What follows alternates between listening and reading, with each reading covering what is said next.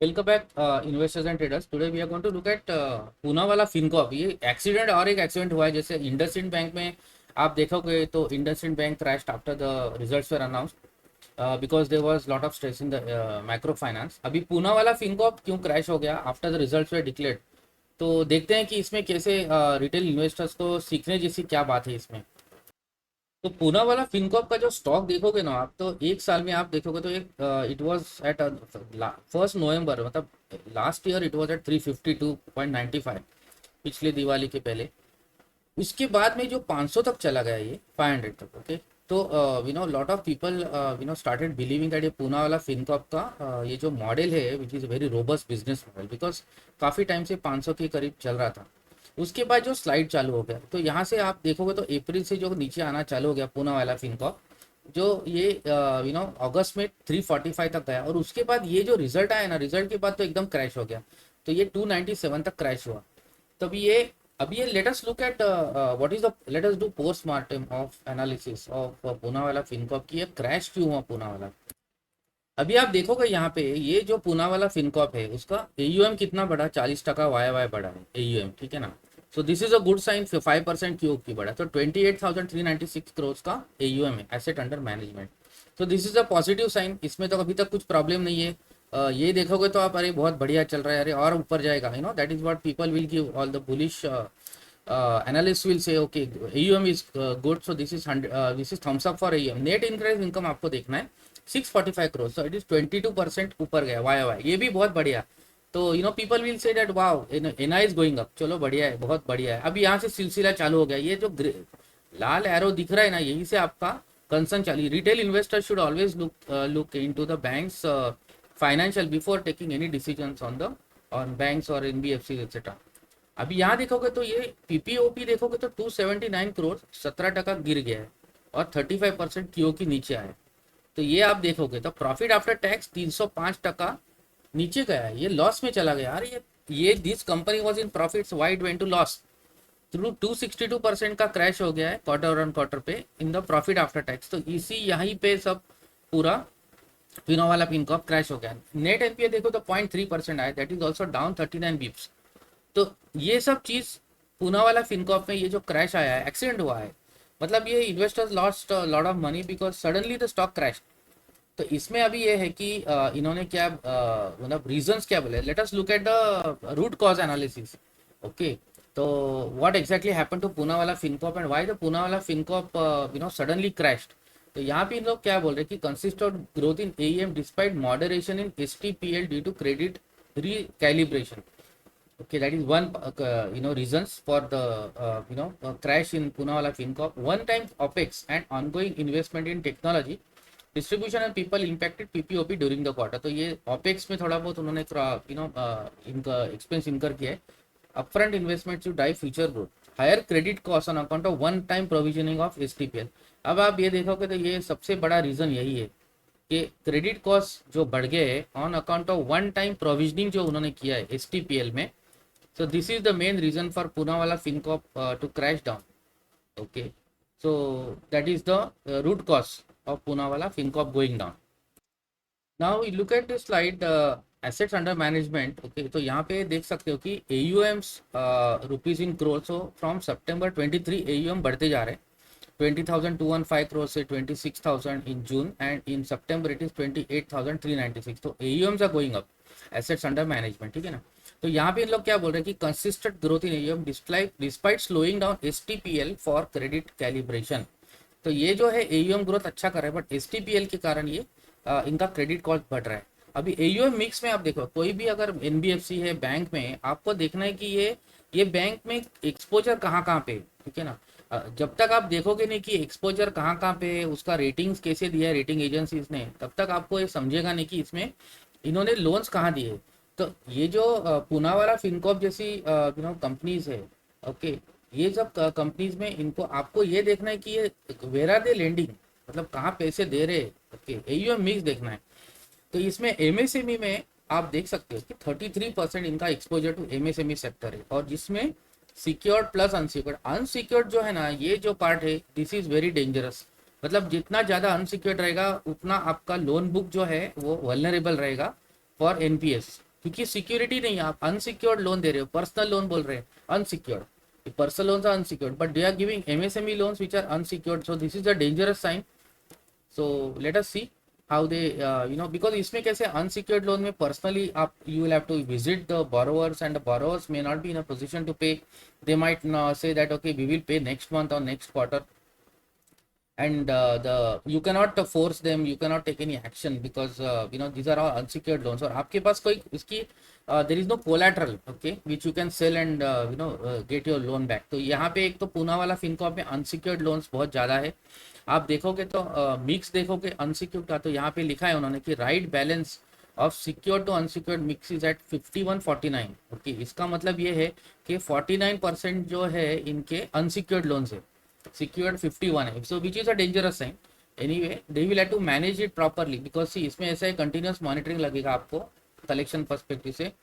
Personal और consumer loan 28%, loan against property 19, POC 15%, discontinued legacy other. तो ये सब एयूएम मिक्स है, सो दिस इज वेरी इंपॉर्टेंट. अभी आप देख सकते हो कि पूना वाला फिनकॉप में ना ये केयर ने जो रेटिंग दिया है ट्रिपल ए रेटिंग दिया है ओके फॉर पूना वाला फिनकॉप. ओके बट अभी ये केयर रेटिंग जब देने के time did they see that they are this Poonawalla Fincorp is facing issues, they are facing stress in this STPL. Okay, so why care has given triple A rating, that is another question mark. Here also on the long term ratings it is triple A care has given, and short term rating A1 plus which care has given, even CRISIL.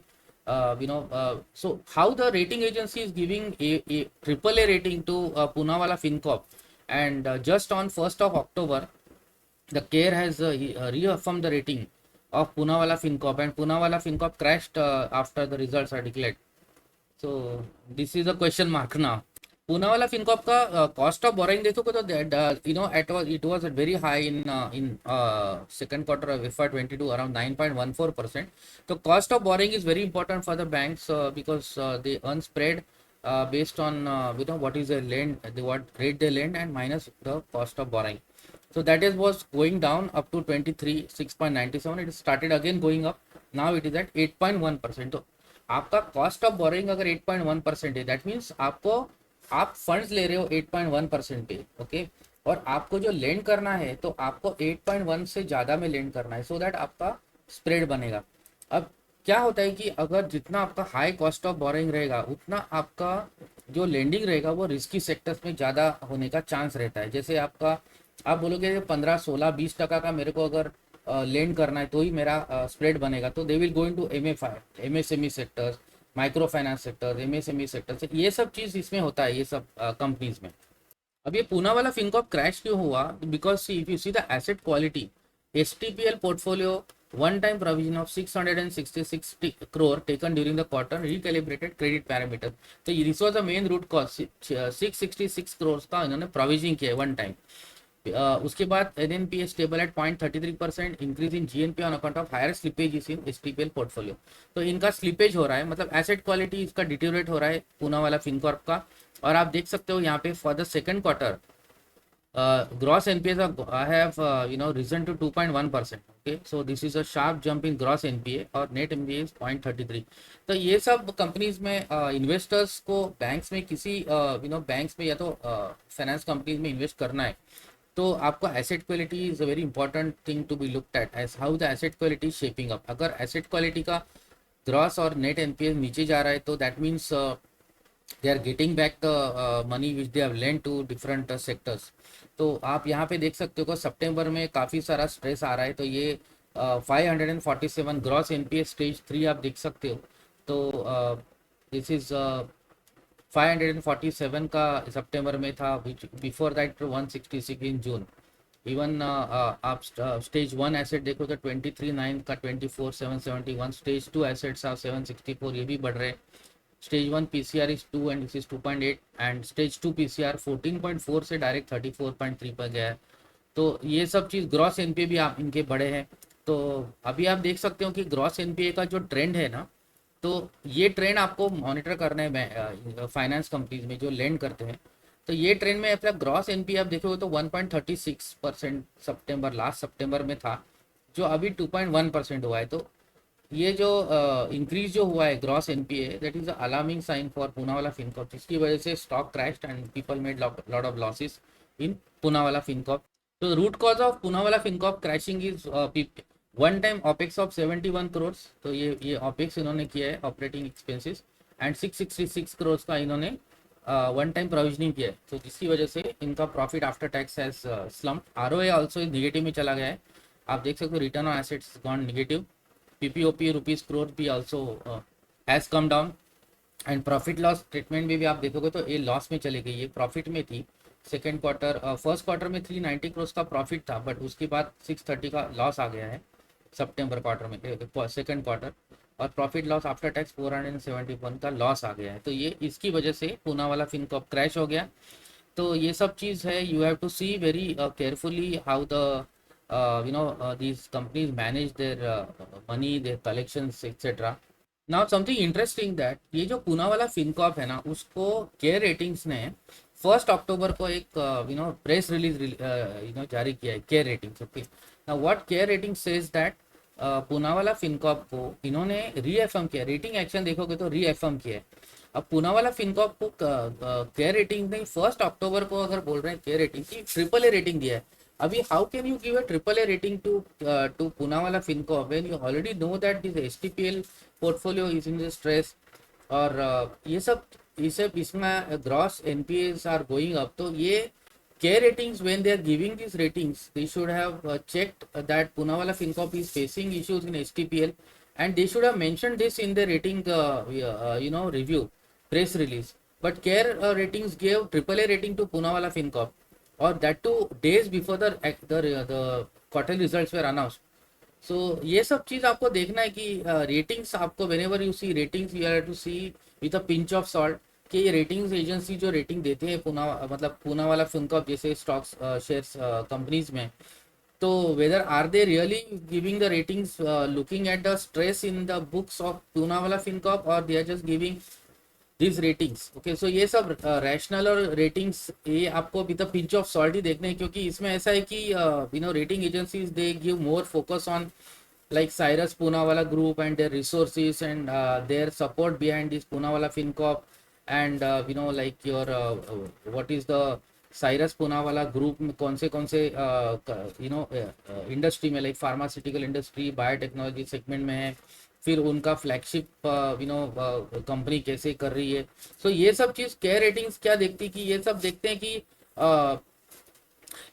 इन लोग का group कैसा है. Okay, अब ये जो Poonawalla Fincorp में जो care ने जो रेटिंग दी है, तो इन्होंने क्या लिखा है यहाँ पे कि it continues to factor in better retail quality consumers and MSME businesses in urban and semi urban locations, credit tested with high CIBIL, downsizing the low value added business. तो अभी ये केयर रेटिंग ने जो रेटिंग दिया है पूनावाला फिनकॉर्प को, इसमें कहीं पे भी इन्होंने कुछ ऐसा कोई मेंशन नहीं किया है कि ये STPL में इनको प्रॉब्लम है या पूनावाला फिनकॉर्प में कुछ इशू चल रहा है. आउटलुक स्टेबल बोल रहे, AAA रेटिंग कंफर्म कर रहे.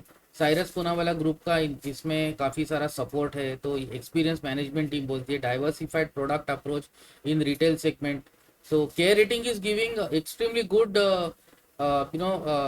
Review in the press release on Poonawalla Fincorp. But Poonawalla Fincorp का जब रिजल्ट आता है तब क्रैश होता है. तो ये सब चीज़ आपको देखना है कि